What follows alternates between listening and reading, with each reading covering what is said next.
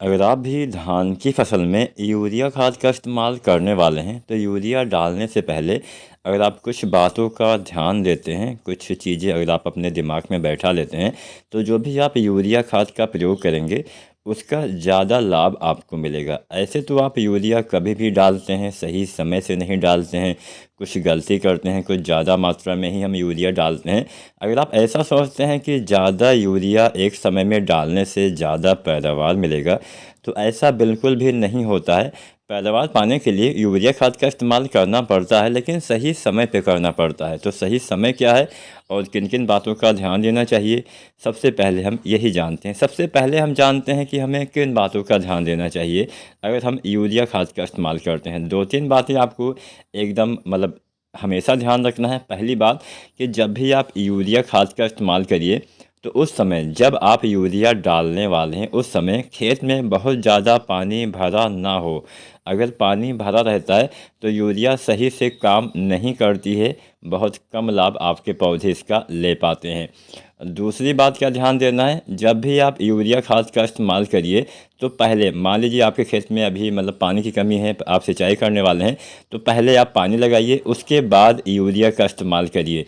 कभी भी यूरिया का इस्तेमाल पानी लगाने के पहले नहीं करना। अगर आप पहले यूरिया डालते हैं बाद में सिंचाई करते हैं तो भी नुकसान। तो आपका जो यूरिया होता है वो घुल के पानी के साथ नीचे चला जाता है, जिससे आपके पौधे को ज़्यादा लाभ नहीं मिल पाता है। तो ये दो बातें तो आपको हमेशा ध्यान देना है।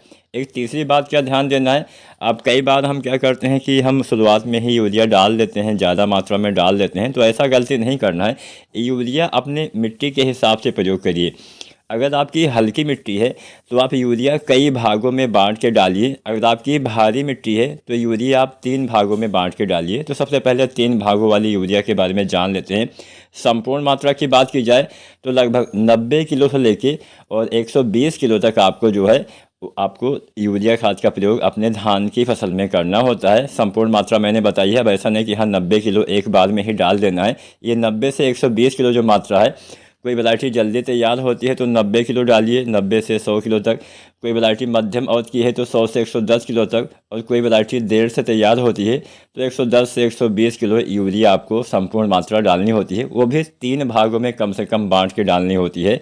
अगर हल्की मिट्टी है तो इतनी ही मात्रा में आपको कई भागों में बांट के, 4-5 भागों में बांट के आप हर सप्ताह यूरिया डाल सकते हैं, 5 दिन पे यूरिया डाल सकते हैं। वो तो आपकी मिट्टी पर निर्भर करता है। जहाँ पे हल्की मिट्टी होती है वहाँ पे तो यूरिया और जल्दी नीचे चला जाता है। तो इसलिए मैंने बोला कि वहाँ पे और ज़्यादा भागों में बांट के आपको यूरिया देना चाहिए। मात्रा 90 से 120 किलो ही रहेगी, बस डालने का समय और मात्रा उस समय जब आप डालने वाले हैं तब कम हो जाएगी। तो जैसा कि मैंने बोला कि हाँ 3 भागों में बांट के आपको डालना है। एक मात्रा रोपाई के समय या फिर एक सप्ताह के भीतर डालिए। दूसरी मात्रा आपको यूरिया की देना है 20 से लेकर 30 दिन पे। अंतिम यूरिया 40 से 50 दिन के अंदर देना है। एक बात का ध्यान आपको और देना है, जितनी भी हमें धान की फसल में यूरिया डालना है वो 50 दिन के भीतर ही प्रयोग कर देना है। कोई वैरायटी जल्दी तैयार होती है तो उसमें तो आपको 40 दिन के अंदर ही यूरिया डाल देना है।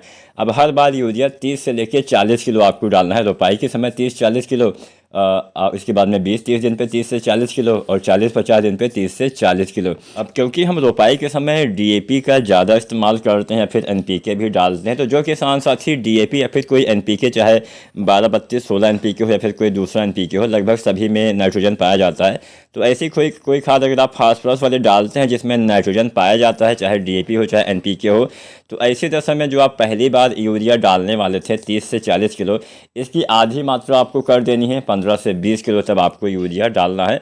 और ऐसा नहीं कि हाँ रोपाई के समय ही डालना है, एक सप्ताह के आसपास तक आप यूरिया तब डाल सकते हैं। लेकिन अगर आप सिंगल सुपर फास्फेट का इस्तेमाल करते हैं जिसमें नाइट्रोजन की बिल्कुल भी मात्रा नहीं पाई जाती है, तो ऐसी दशा में आपको यूरिया की जो मात्रा है वो ज़्यादा देनी पड़ेगी, यानी 30-40 किलो संपूर्ण मात्रा आपको तब उस दशा में आपको किसान साथियों देना पड़ेगा। जब आप दूसरी बार यूरिया डालते हैं तो साथ में आप चाहें तो सल्फर और जिंक भी मिला के प्रयोग कर सकते हैं।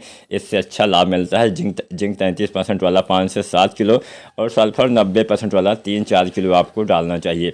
अंतिम यूरिया के साथ बहुत सारे किसान साथी पोटास का भी इस्तेमाल करते हैं। पोटास का इस्तेमाल आप चाहें तो 2 भागों में बांट के करिए। आधी मात्रा रोपाई के समय, आधी मात्रा जब आखिरी यूरिया डालते हैं तब आप प्रयोग करेंगे तो अच्छा लाभ मिलेगा। तो मोटी मोटा 2-3 बातें ध्यान देना है। पानी भरा हो तो यूरिया मत डालिए, सिंचाई के बाद आपको यूरिया डालना होता है। और अगर आप डीएपी का इस्तेमाल करते हैं तो जो पहली मात्रा आप डालेंगे उसकी मात्रा आपको आधा कर देना है। डीएपी या फिर एनपीके के साथ में, सिंगल सुपर फास्फेट के साथ में पूरी मात्रा का इस्तेमाल आपको करना चाहिए। हल्की मिट्टी है तो कई भागों में बांट के यूरिया आप प्रयोग कर सकते हैं। उम्मीद करते हैं आज की वीडियो, आज की जानकारी आपको अच्छी अवश्य लगी होगी। धन्यवाद।